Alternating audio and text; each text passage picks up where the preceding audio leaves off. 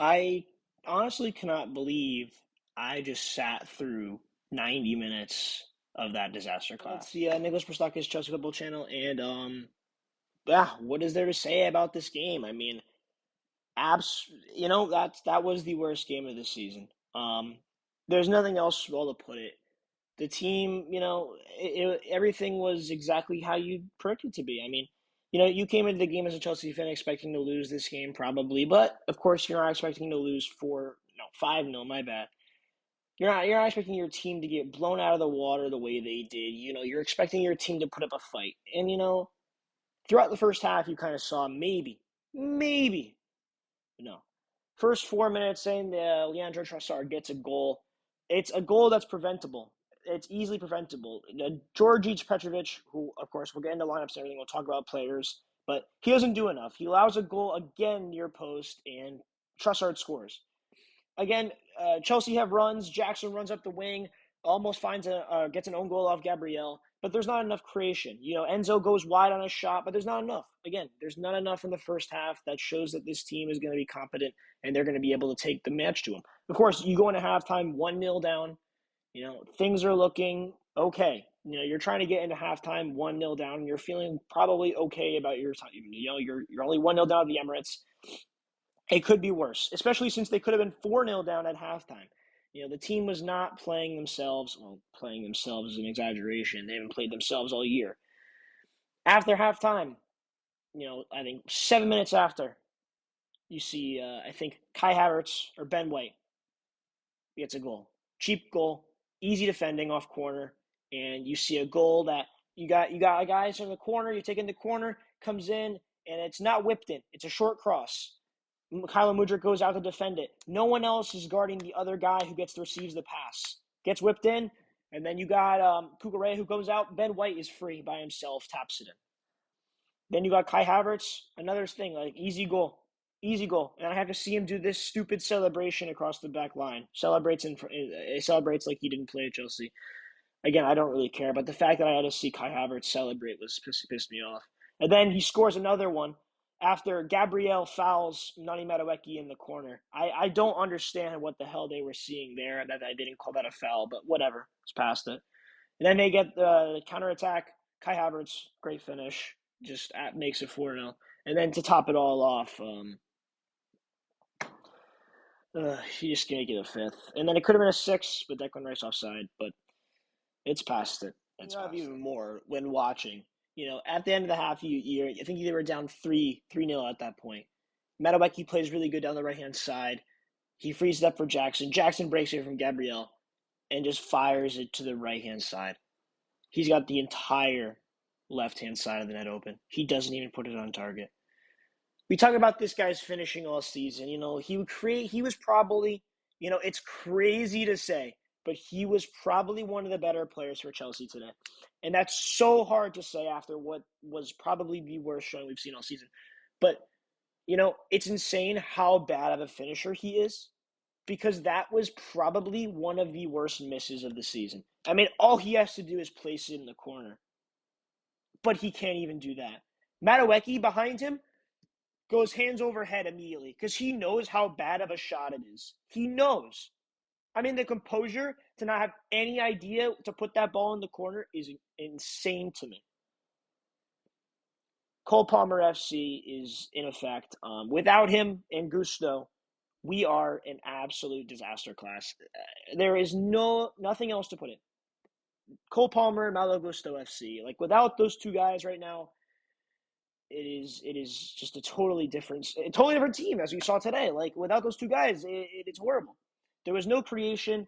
You don't have the guy you could pass to that creates options. I mean, you saw Nani Madueke create some stuff. He was kind of dominating Tomiyasu, but otherwise you weren't seeing anything. Enzo Fernandez was completely irrelevant today. That guy, like I said before, I said yesterday, he shouldn't even be playing. It's as simple as this. He needs his hernia surgery. You saw him even limping on the field at times. How much was that from the hernia, and how much of that was from him getting injured during the game or something? But he needs to not play. Then to add it on to insult and injury, when they make it 4-0, what are the substitutions that Poch makes? He brings on Chalaba, he brings on Sterling, Cesare Casade, and whoever the other person is. I don't even remember. But all I know is this: he goes to a back five. Why are you doing that? Why are we doing that? It's embarrassing. He's trying to limit the damage. It's actually super depressing, in my opinion. It makes me sick.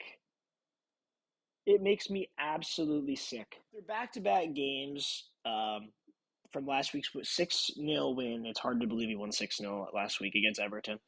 And a pretty good showing in the FA Cup on Saturday. All of that momentum is now ruined. The team probably is at an all-time low. You know, you think probably earlier in the season you were probably at an all-time low, but losing 5-0 has a different dynamic to it. You know, something about their mood and their expressions, especially during the game. Like the guys, right when they went 3-0 down, they said it's over. They tossed the white flag in when it was 3-0, and then it became 4-0, and then it basically was just like one on ones. There was just nothing. Like Arsenal were just picking them apart. It was an absolute horror show. But let's get into the lineups and ratings. This was the genius lineup that Mauricio Pochettino put out for this game against Arsenal. First thing you notice is that the defenders that played the best for us in the last two games were rested for our upcoming Champions League fixture. So really well done to Poch there. No. So Badiashile and Disasi came in. Um, we'll get into them in a second, but those were the two changes in the back line. Fernandez and Caicedo stayed the same, of course. I thought the double pit of a Gallagher. You know, of course, I just want to see Enzo get surgery and finish his season, but that was the pairing that's been there. Mudryk, Gallagher, and Madueke. Of course, I had Carney Chukwuemeka playing in an attacking midfield spot, but he didn't even get a lick in this game. Mykhailo Mudryk and Noni Madueke is who I said would play, and of course, Nico Jackson was up top. What's starting in net? Jordy Petrovic gets a 5. You know what? Honestly, no, 4. I don't think he wasn't good. The first goal was preventable on his half. Of course, his defense didn't do anything. He made good saves in this one, but again, he's just not good enough to be the number one goalkeeper. But again, he's the one who doesn't make this game 10-0. He keeps it at 5-0. Cucurella gets a stupid yellow card. He did pocket Saka, honestly, in my opinion, for the first half and some of the second half. But again, he gets a 4 as well. He wasn't necessarily good or bad today, but again, I don't think that he deserves anything higher than a 4. Badiashile, dude, he honestly might be the worst center back. Like he is horrible. 2. It could be even a 1 or a 0 to be honest, but a 2 is probably where I'm going to put him at. I don't think you could put him at anything higher than a 2. He was horrible. His passing, his defense, like everything, lapse of judgment, just something with this guy. Disasi again. I didn't. I honestly, I was highlighting more the defense from Badiashile because I was looking honestly at him. Disasi, I think, just gets a 3. I mean, at the entire that defensive pairing, man, they played over I think 80 or 90 games as a pairing at Monaco. You'd think they'd have some kind of chemistry, but no, they have absolutely no idea what they're doing together. And I picked the correct one, Alfie Gilchrist at right back. I thought the kid deserved a chance after his showing, and I guess Pochettino said the same thing, in which I don't even think that Alfie Gilchrist was that bad. I think that, of course, like I said, he's a guy who plays for the badge, and he understands what he's going to get out of it. And I thought that he was halfway decent. Honestly, again, I think a 5. I think a 5 is a fair rating for a guy like him. He didn't play good or bad. Did get another stupid yellow card, but again, I think that's fair enough. Caicedo, nothing like that Everton game. Nothing like that FA Cup. It's another 4. Actually, you know what? No, 4. We'll stick with 4. Nothing good, nothing bad. Actually, a lot more bad. He just wasn't there. Like I said, he probably could use a rest. It's not going to be anytime soon for Caicedo, but it just wasn't good. Just wasn't good. Wasn't doing that box to box. Wasn't showing his skill. He was being dominated by that Arsenal midfield. Enzo, it's a 3. He was horrible today. His long passing, his passing in general, his dribbling was horrible. He wasn't showing any confidence on the ball. He needs his surgery. Like I said, I've highlighted it enough with him. Conor Gallagher, another guy who played for the badge today, but again, he gets a 4. He was so bad today. Well, actually, I don't think he was so bad, but again, I just don't think he did anything enough-wise. He didn't show anything. He wasn't technically doing anything. Of course, that's not his strong suit. But again, he played for the badge. He was showing at least something during the time we needed to see something. Madueke gets a Actually, I think honestly, Nani gets a 6. He was probably the best player on the pitch today um, that I saw. There was nothing special about his performance, but there was nothing great about it. There wasn't. I mean, actually, to be honest, the dribbles on the right hand side, he created opportunities. Of course, he created the only scoring really main opportunity from Nico Jackson, who we'll get into in a second, but just not enough. Mykhailo Mudryk on the left, he did absolutely nothing today. He was invincible. He gets a 3. Nico Jackson up top, he's going to get a 4. I mean, just his finishing is abysmal. He created good runs, but that was it. He created options for himself, not really others. Just the finishing is dreadful with him. How are you feeling? I'm distraught, absolutely distraught. I don't wish for anybody else to go back and watch the highlights for that game. If honestly, save the. I wish I had my 90 minutes of life back from that game. I wish I could have just saw the highlights on OneFootball or something. I could have just saw the score and been done with it. I'd rather work another 9 hours at my job than do that again. That was dreadful. You know, the only thing I could get from this match is that, Poch had the right identity. He said challenging his players. This isn't Cole Palmer FC. This is Chelsea. Go out and show, you and your teammates and the fans. This is not just about him. And the players just simply did not deliver, man. They just said no. We need Cole. We need Cole. And you can't depend on one player, and it showed there.